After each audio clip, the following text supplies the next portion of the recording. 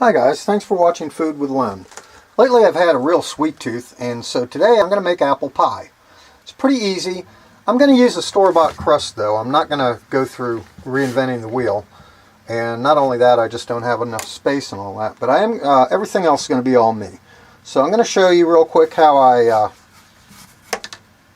peel an apple and slice it up.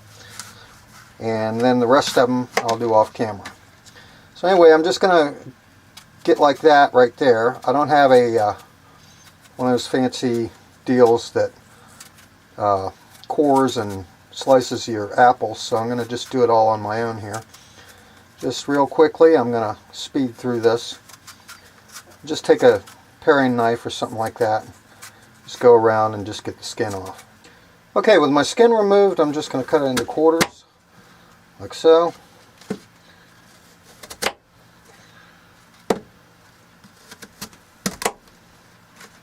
And then from there, you just go in from the end. Just take the centers out. Alright, I'm not sure exactly what type of apples these are. I just asked the lady at the grocery store what she thought would be good for pies, and she sent me to these. This is a Cortland, and the other, I want to say a Macintosh, but I can't really be sure. So anyway, I just cut them into little thin slices like that. So I'm going to repeat that with the rest of my apples, and I'll get right back to you. Okay, now that my apples are all peeled and diced and sliced and decored and all that, I'm going to take the juice of 1/2 of a lemon and just work that into my apples. Okay, I've added the juice of 1/2 of a lemon. Now I just have to add my other ingredients. Going with a cup of sugar, and I've used 7 apples, 7 or 8, something like that. I think it was 7. Okay, I'm going to add some cinnamon now. Just going to give it about 1/2 teaspoon, maybe a little bit more. And to that, I'm going to add some nutmeg. Just a bit, not too much on the nutmeg. About maybe a little less than 1/4 teaspoon there. Okay. Now we get that stirred up again. Oh, I almost forgot. I also need 3 tablespoons of cornstarch.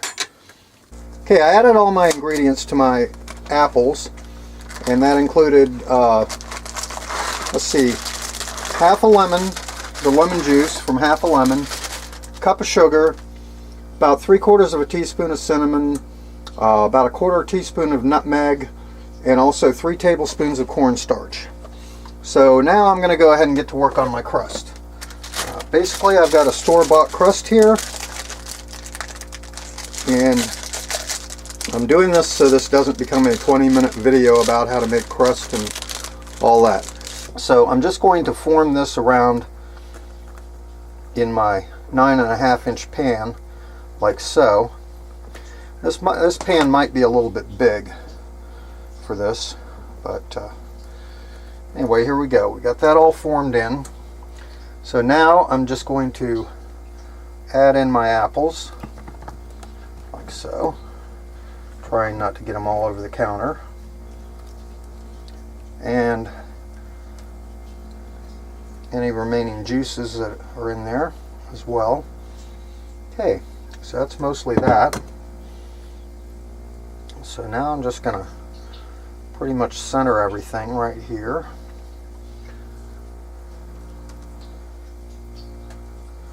Even them out just a little bit. And then on top of this, I need to put about 2 tablespoons of butter, just in pats on top of the apples. Let me clean up. Okay, I'm just going to drop my butter just randomly across the top in certain spaces. Also, I have my oven preheating at this point to 375 degrees. Just get our butter everywhere you can think of. Okay, that'll do it. All right, now I'm going to go ahead and put the top on.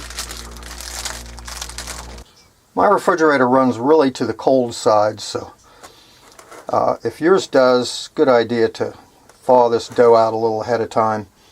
I thought that it would be fine. As it turns out, not so much. So basically, because my pan is almost too big for this, I'm going to just kind of tuck everything in here. I want to get the top to be a little bit underneath the bottom if that's possible, to avoid it leaking into the pan. And just go around and just kind of nip it in there. If I had a smaller pan, which I will get a smaller pan for the next batch that I do, I will certainly try and make this edge a little prettier. But it's just me. I'm not out to take this to anyone and impress anyone with this. So at this point, I've got it pretty good for what I want. Around the edges, it's all good and well. And at this point, I'm going to take an egg, beat the egg, and I'm going to give it an egg wash across the top so it'll help it brown. And through the magic of video editing, I have beat my egg in record time. So now all I do is I'm just going to take a silicone brush and I'm going to brush this out on top of this egg wash on top of my pie so that it'll help the crust to brown real nicely. That just takes a minute. Okay, now that my egg wash is in place, I'm just going to lightly sprinkle some granulated sugar across the top here. Alright, and our final step is going to be cutting some slits into the top of the pie so that it can vent as it cooks, so that we don't have a big balloon going on there. And I preheated my oven to 375 degrees and it's ready to go. So into the oven we go, and we'll see you, this can go for about 55 minutes to an hour at 375. So I'm going to give it an hour and we'll see you then.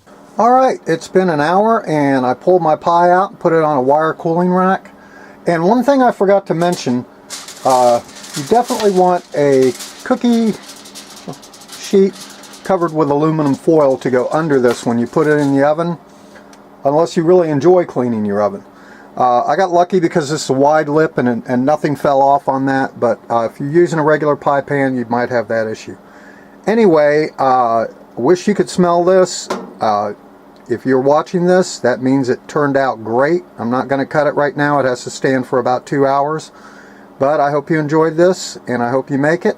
I don't ever want to see you in the frozen food section getting a frozen pie again. Please. If you enjoyed this video, please give me a thumbs up, rate, subscribe, and I will see you in another video. Thank you.